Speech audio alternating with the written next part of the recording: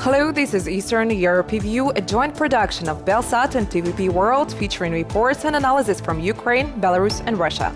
I'm Alexandra Shapalina, and these are the main stories. A famous Belarusian artist and political prisoner of the Lukashenko regime has died in prison. Our country has turned into a concentration camp.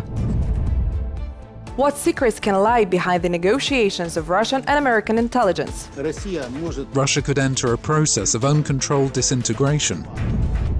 How did a Ukrainian judge from Mariupol survive 7 months of Russian captivity? Drunk, armed men with machine guns put me against the wall, aimed the machine gun at me. Political prisoner Ales Pushkin, sentenced to 5 years in prison, has died in Belarus. His death could have been avoided if he had been given timely medical care in the penal colony. According to media sources, the artist was diagnosed with a perforated ulcer, the symptoms of which are easy to identify. This is not the first case of a political prisoner dying in Belarus. Ales Pushkin, one of the most well-known Belarusian painters, was sentenced to 5 years in prison in March of last year. He was accused of desecrating state symbols and inciting hatred. Despite being in Kiev when he learned about the criminal case against him, the artist made the decision to return to Belarus. Throughout his career, Ales Pushkin frequently expressed his civic stance through performances. One of the most famous acts was the Pose for the President in 1999. During this event, Ales Pushkin brought a wheelbarrow filled with manure to the presidential administration building and pierced a portrait of Lukashenko with a pitchfork. He fought against the regime all his conscious life, and I think that it was the main reason for what happened to him. They did everything to make sure he wouldn't survive. According to a source from Belarusian media, the artist was admitted to the hospital on July the 11th in an unconscious state. The diagnosis given was a perforated ulcer. Allegedly, the political prisoner did not receive timely assistance for several days while in the penal colony, despite the fact that such a condition typically causes immediate and severe pain. Consequently, during the operation, his heart stopped. He was in prison only because he was a Belarusian artist who painted a portrait of one of the true Belarusian heroes, Yauhian Zhihar, who died in the battle with the Soviet state security agents. In his final letters, Ales Pushkin mentioned a significant weight loss of 20 kilograms within a short period of time and expressed concerns about his kidney problems. According to testimonies from political prisoners who encountered the artist in the penal colony, he faced pressures for speaking the Belarusian language. Our country has turned into a concentration camp where you can die for being Belarusian, for speaking Belarusian. Political prisoner Maria Kolesnikova, one of the leaders of the Belarusian protest of 2020, who was sentenced to 11 years in a penal colony, faced the same disease in November last year. She was in a punishment cell when her condition worsened. However, she was transferred to the Homel hospital, where she underwent a successful operation. In most prisons and penal colonies, there are so-called medical workers. There is a head of the medical unit. In fact, they do absolutely nothing. In order to start treating you, they need a good reference about you from an operative worker who has nothing to do with medicine. Ales Pushkin isn't the first political prisoner to die in prison. In May 2021, Witold Ashurak, a Belarusian oppositionist, died in the penal colony of the city of Shklou. The official explanation cited cardiac arrest as the cause of death. However, Ashurak's emaciated body with visible bruises raised doubts among his relatives, who questioned the credibility of the investigation. Another political prisoner, Mikhailo Pritula, has also died this year. Klimovich has been classified as having a second-degree disability due to his heart condition. The practice there is this.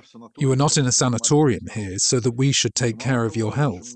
Moreover, many prison employees directly say that if you die somewhere there, it's more difficult for them to record the loss of a fork than you. Ales Pushkin was buried in his native village of Babur. The United Transitional Cabinet posthumously awarded the artist with the Honor and Dignity Medal.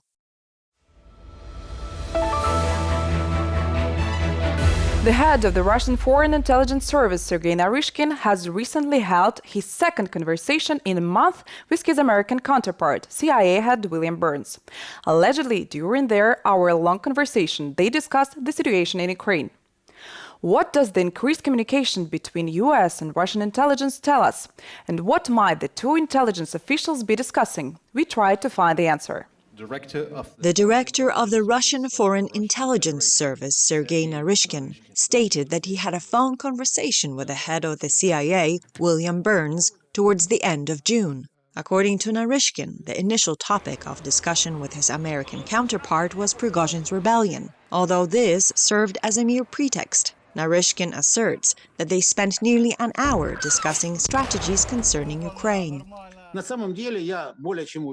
In fact, I'm more than sure that they discussed what to do with Russia. This is a topic that is certainly of interest to both the head of the Russian Foreign Intelligence Service and the head of the CIA. And there is no conspiracy theory here, because it is clear that Russia could enter a process of uncontrolled disintegration, and then the question will arise of what will happen to the nuclear weapons. Mikhailo Pritula believes that there is a deliberate intention behind Naryshkin publicly disclosing his conversation with Burns. This act can be seen as a signal, serving to assert leadership and influence, both within Russia and to the whole world. It can be interpreted as a statement of who the leader is, with whom the West engages, and who will lead in the case of a crisis.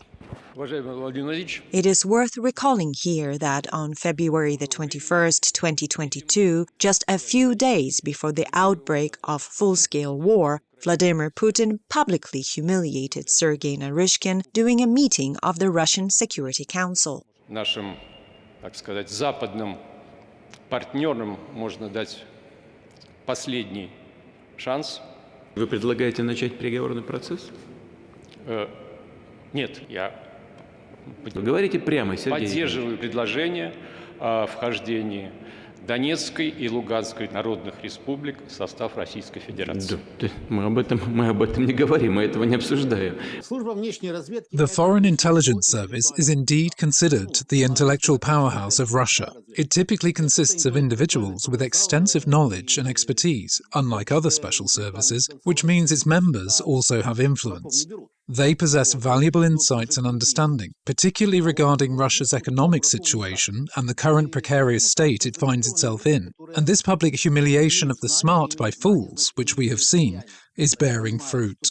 The news about the conversation between Burns and Naryshkin emerged 1 week after the head of the US intelligence revealed an increase in the recruitment of agents within Russia. The CIA director stated that failures in the ongoing war were undermining the Russian leadership and that the discontentment towards Putin presented a unique opportunity, described as a once-in-a-generation chance, which the CIA was determined not to miss. I've done some research on defectors, and defections from the Soviet Union or Russia surged during periods of unrest. People looked for ways to either get out or to make their own situations better. The recent events in Russia involving the Wagner Group show a level of dissatisfaction with the Russian government's political and military direction. Former KGB spy Sergei Zhernov told us about the current favorable conditions for the CIA to recruit agents from within the Russian special services. Under Putin, the secret services have become organizations where everything is sold and everything is bought. You can make a public offer when you turn to an unlimited circle of people with a proposal for cooperation. And everyone knows that the situation is very bad now. Sanctions, someone has lost money, someone doesn't support the war, someone doesn't support Putin. And the current situation helps the special services in recruiting. All of this results in instability within the circles of the Russian authorities and may lead to a widespread spy frenzy in Russia, which would significantly complicate the work of the Russian special services. This is some kind of trolling to drive the Federal Security Service crazy. Because when it is said that we have many sources of information in your special services, we have sources in the Kremlin, then of course the search for enemies begins. Is it a sign of significant internal processes unfolding within the circles of Russian authorities? That remains a question. However, Sergei Zhernov reminds us that any public statements made by intelligence services are done so with a specific purpose in mind.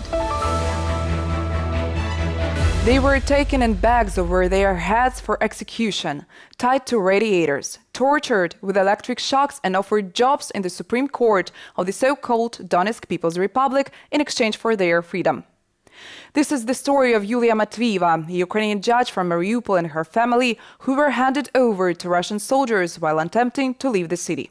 The scariest thing was the screams of the men. I don't know what they did to them, but to see it is more horrible than to hear it. They doused them with water to make them come to their senses, and then all this went on again. Yulia Matvieva is a judge of the Ilyachevsk District Court of Mariupol. She agreed to share with our journalist the details of what she had to endure during her 7 months in Russian captivity.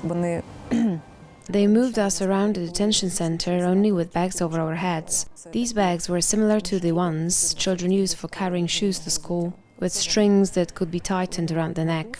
The tighter the string around your neck, the better. Instead of pulling us by our hands, they would tug on those strings.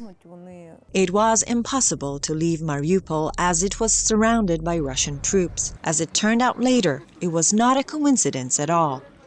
Yulia's mother and daughter remained in the car, while Yulia and her husband Artem, a former employee of the prosecutor's office and the State Bureau of Investigation, were taken to the district department and placed in separate cells.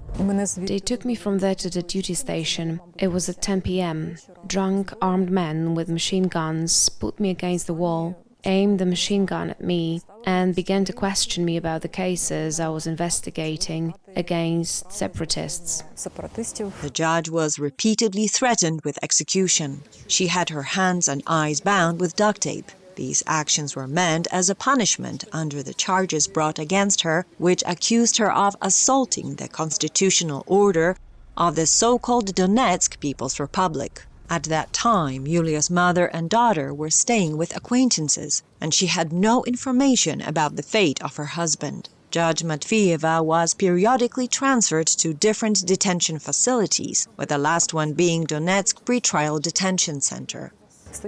You had to stand from 6 a.m. to 10 p.m. You couldn't even sit down during meals. They were constantly peeking through a hole in the door. Either you squat 75 times or do push-ups, and others must do it too. The judge spent 5 months without adequate food and water. During this time, she was tortured with electric shocks. Yulia recalls one particular conversation with an interrogator where they offered her to switch to the side of the occupiers, namely to work on the so-called Supreme Court of the terrorist formation. In return, they promised freedom for both her and her husband. This is my deliberate position. I fully understand that my child is in the territory of Ukraine, and if her mother, who holds the post of a Ukrainian judge, goes over to the side of traitors, what kind of life will my child have? Whose child would she become? Yulia learned that her husband Artem was alive and not far from her just before her release. Even now, she refers to it as a cell romance with a smile.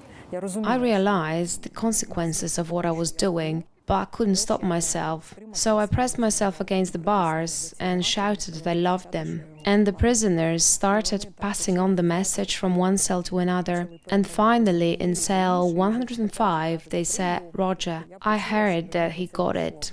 Yulia Matvieva was eventually released after enduring 7 months of Russian captivity. Her husband Artem was exchanged a year later. Currently, Yulia works in the Shevchenkivsky court in Kiev and tries not to recall the past anymore.